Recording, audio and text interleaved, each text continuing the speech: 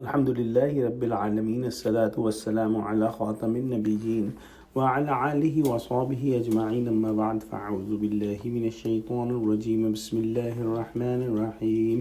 قال الله تعالى في سورة إبراهيم قالت لهم رسلهم إن نحن إلا بشر مثلكم ولكن الله يمن على من يشاء من عباده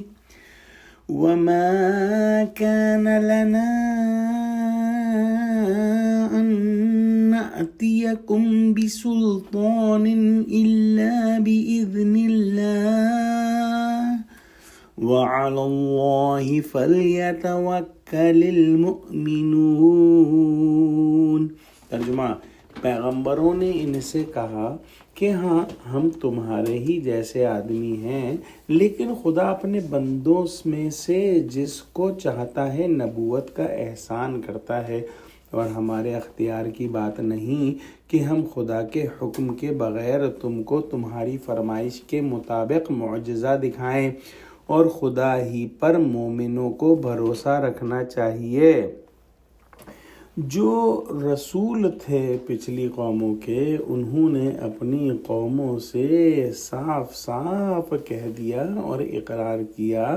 کہ تمہارا یہ کہنا درست ہے کہ ہم نہ فرشتے ہیں نہ کوئی اور مخلوق ہیں، بلکہ نفس بشریت میں تم ہی جیسے ہیں، لیکن نوع بشر کے افراد میں احوال و مدارج کے اعتبار سے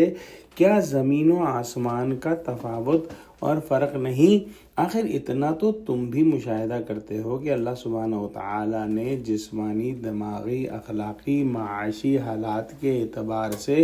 بعض انسانوں کو بعض پر کس قدر فضیلت بخشی ہے۔ پھر اگر یہ کہا جائے کہ خدا نے اپنے بعض بندوں کو ان فطری قابلیت اور اعلیٰ ملکات کی بدولت روحانی کمال اور باطنی قرب کے اس بلند مقام پر پہنچا دیا جسے مقام نبوت یا منصب رسالت کہتے ہیں، تو اس میں کیا اشکال ہے اور کیا پریشانی ہے؟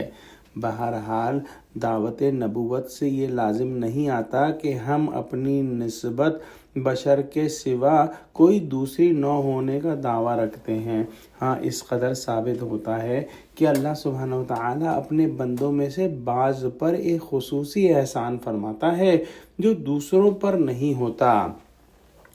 اب رہا سند اور سرٹیفکیٹ لانے کا قصہ کہ تم ہم پر کیسے اعتبار کرو گے اور ایمان لاؤ گے اور کیسے نہیں لاؤ گے، سو اللہ سبحانہ وتعالی کے حکم سے ہم پہلے ہی اپنی نبوت کی سند اور روشن نشانیاں دکھلا چکے ہیں۔ جو آدمی ماننا چاہے اس کے اطمینان کے لیے وہ کافی سے زیادہ ہیں، کیونکہ انبیاء جو میسج لاتے ہیں، پیغام لاتے ہیں اللہ سبحانہ وتعالی کی طرف سے، اللہ کے بندے جو کہ اپنی فطرت سلیمہ اور قلب سلیم رکھتے ہیں، ان کے دل گواہی دیتے ہیں کہ یہ بات سچی ہے اور یہ نبی جھوٹ نہیں کہتے، اور یہی سب سے بڑی آیت اور یہی سب سے بڑا معجزہ ہے کہ انسان کا دل اس پر گواہی دے دیتا ہے۔ لیکن اگر اس کے باوجود انسان اپنی ہٹ دھرمی اور اپنے تکبر اور دنیاوی منفعت پسندی کے لیے انکار کرے اور پھر فرمائشیں کرے کہ ہم کو فلانا معجزہ دکھاؤ اور فلانا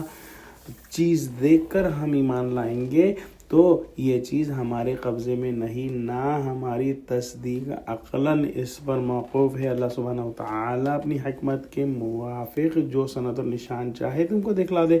فرمائشی نشان دیکھنے سے ایمان نہیں آتا، اللہ کے دینے سے آتا ہے، لہٰذا ایک ایماندار کو اسی پر بھروسہ کرنا چاہیے۔ اگر تم نہ مانو گے اور ہماری عداوت اور ایذا رسانی پر تیار رہو گے تو ہمارا بھروسہ اسی اللہ سبحانہ وتعالیٰ کی مہربانی اور مدد پر ہے۔ یا اللہ ہم کو ہدایت نصیب فرما، آمین۔ وآخر دعوانا الحمد للہ رب العالمین، والسلام علیکم ورحمۃ اللہ وبرکاتہ۔